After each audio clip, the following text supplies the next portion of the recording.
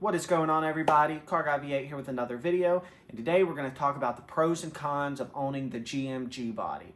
Now, the G-Body has become very dear to my heart, and I will tell you all of the reasons in this video. Now, we're going to be talking about the 78 to 87 or 88 year model cars, and technically in 78 to 81, the platform was called the A-Body, and then it changed in 82 to the G-Body. But for this video's sake, we're just going to call all 78 to 88s G-Bodies. That way there won't be as much confusion. Now, the G-Body was GM's intermediate sized car, and it had a front engine rear wheel drive setup.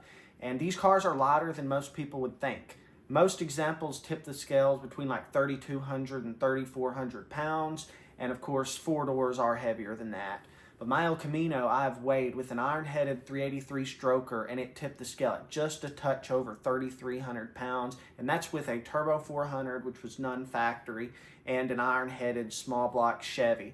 So they are pretty lightweight vehicles. Now, these cars have a factory 4-link rear suspension, so they have upper and lower control arms on each side of the rear, and they've also got a cool spring and a shock, so they have a pretty good rear suspension setup that a lot of guys run really good times at the strip just because of their really good suspension setup. And everybody knows the G-Body shuffle, man. You gotta love it. The El Camino with its mini spool and the 4-link rear, a lot of fun. You just squiggle down the road, you know. Now, the G-Bodies came with a large variety of different engines. You know, early on, the Oldsmobiles had the 260 V8, which was 110 horsepower, an abysmal engine. That's what mine would have come with from the factory. You could also get the Oldsmobile 350 in the early years, and the 307 was the later Oldsmobile engine. I think there was also an Oldsmobile 350 diesel engine that I'm not sure which years they were in, but there was a diesel of some sort. You know, once you go to the Malibu and the El Camino, early ones, you could actually get a factory 350 small block Chevy. That's what my El Camino came with from the factory. It was a 350 car, which is not too common from what I've seen. The 305 was, of course, a very, very common setup across many of the G-Body cars. Of course, everybody knows the Monte Carlo SS of the later years came with the 305. It was not a very powerful engine at the time, but it was a decent running car. And there were, of course, many V6 engines throughout the years, and everybody knows the 3.8 turbo. But all this is to say, you know, all of these different engines and stuff, the G-Body will support a vast amount of different engine setups. The most common, of course, is the small block Chevy. Just about everybody does that. LSs are an easy swap. If you're familiar with my channel, you will have seen Clay's 2 LS swap G-Bodies. It's not hard to do on these cars. But some people put big blocks in them. Some people put, 455s. In fact, one of Clay's old cars, he put a 403 in it, an Oldsmobile 403, and that was a pretty good running car from what he has told me.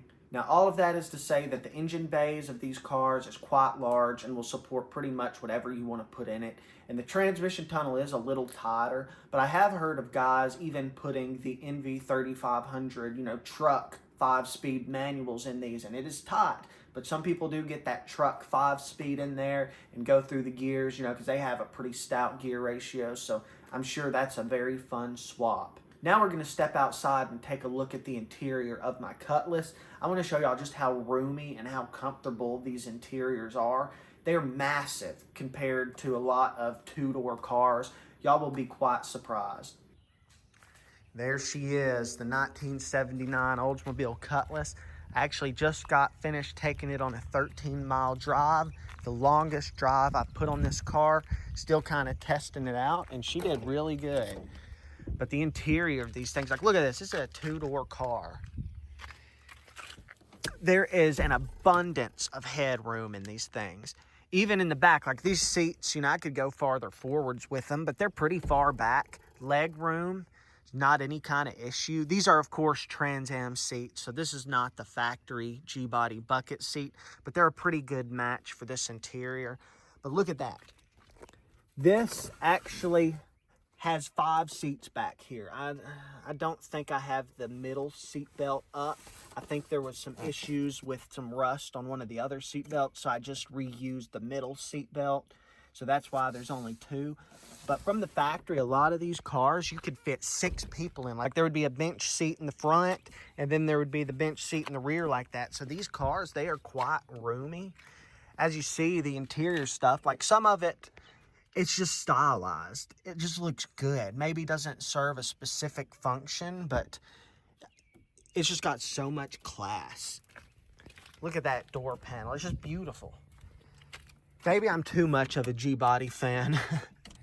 And here is the engine bay. As I told y'all, it is quite roomy. It easily fits this small block Chevy. Really, the only issue you have whenever doing any kind of work is just where the heater box right here is. But even that, I mean, you can easily get to anything. So it quite easily fits this 350 small block, which of course was not factory for this car. My Trans Am radiator and fans. It's a really pretty good running setup. So now we're going to talk about what is, in my opinion, the biggest pro, and that is the current value of these cars. You can find some great deals on these cars. And you know, there's just not that many of them left, and not too many people are just seeking after the G-bodies. They want like Chevelles, Mustangs, Camaros, you know, stuff like that. And these were GM's intermediate car. So at the time, this would have been the GM muscle car, the mid-size V8 rear-wheel drive car. So even though they didn't make a whole lot of power, nothing made much power back then. So I think these are about to skyrocket in price, being that they're basically the last intermediate V8 rear-wheel drive GM car. And right now, the deals are out there for these, so I would say go ahead and pick them up. You know, a lot of these were taken out in the dirt track racing. You know, cash for clunkers, a lot of these have ended up in scrap yards. So even though over 10 million G-body cars were made from 78 to 88, you really would never know by looking at the road today. You rarely see these cars, and the deals are out there. Like just this week, I saw a 78 Malibu, a 2-door Malibu, factory 4-speed, 305 car for sale, just 90 miles away for $6,800. And it's not just a rusting into the ground car. This is a driving car with a nice interior and nice body, and I'm so tempted. There's also a Grand Prix for sale nearby, an 83 Grand Prix that is like pristine for $8,000. And there's a couple of Cutlasses not too far away that are both within the $6,000-$7,000 range. So if you're looking for some type of intermediate muscle car style car, the G-body is what you've got to get just about. You know, when you see a well set up G-body, say with a good wheel and tire, lowered with a cow hood, they look so good. And that's what has really drawn me to these. Not what they are sitting in a field right now, but what they can be. So now we're going to talk about some of the cons of owning a G-body car. And the first one that comes to mind is the parts availability.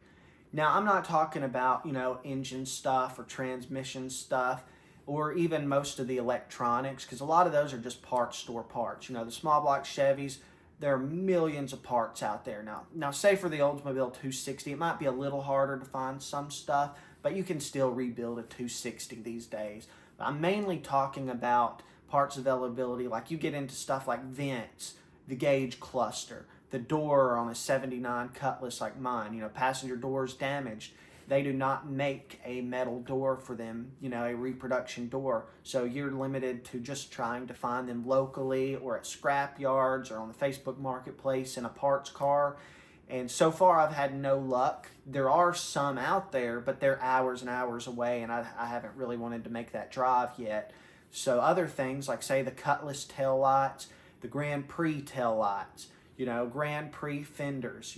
Even the old Monte Carlos, they don't make the doors for them anymore. I'm talking about the 78 to 81 models. The 82 to 87, there seems to be a bigger aftermarket for, say, doors and fenders and stuff like that. So some of the parts are just obsolete, and you're basically limited to parts cars. I don't know the whole list of what all is obsolete, but I know it's probably more than what you or I are both thinking right now. So now we're going to talk about another con, and that is the rear end that these cars came with. And that is the 7.5-inch rear end. And it is weak. You start putting any kind of real power to it, the odds of it breaking are pretty high. I've been fortunate with my 7.5 rear end that's in the El Camino with the 383, and it has a mini spool on it. And so far, it has been good through pretty hard driving, but it's still at some point probably going to go. You know, really the answer to this 7.5-inch rear end is to find an 8.5, which came in some of the later cars, such as like the Oldsmobile 442, and I think of course, the Grand National had them. And there's another car, I can't think of it right now, but there are cars that came with an 8.5, which is a lot stronger. But they also make an aftermarket Ford 9-inch rear end for these cars, which actually is not that expensive. So if you want to hit the drag strip with some drag slicks and stuff, the 9-inch is probably the way to go. But if you just want to handle some good power, say 400 or 500-ish horsepower, the 8.5 should get you by. And in the 300 to 400 horsepower range, the 7.5 will work. But if you put a slick on it, you're probably going to scatter the rear end on the floor or on the ground. And I think that's probably why mine have lasted as long as they have. Now, the 7.5 10-volt came stock with 26 spline axles, which is just not quite adequate. You can upgrade them to 28 spline axles, and you can eliminate the C-clips, and you can put a girdle on there to strengthen it up. But at the end of the day, it's still a weak rear end. So even after doing a bunch of strengthening, you're still liable to blow it if you're putting some actual decent power down through that drivetrain. Now, being that this is an old car, you know, there are basically no safety features. There's no airbag, nothing like that. So if I'm doing 70, rear end explodes and decides to take me with the car, where am I going? Am I going to heaven or am I going to hell? I know the answer for me. I'm 100% going to heaven. And I implore each one of you, ask yourself that. You know, if something, you know, unexpected happens, where will you spend your eternal destiny? And there's one way you can know for sure, and that is by following the steps the Bible lays out for you. You have to admit that you're a sinner before God. B, you have to believe on the Lord Jesus Christ.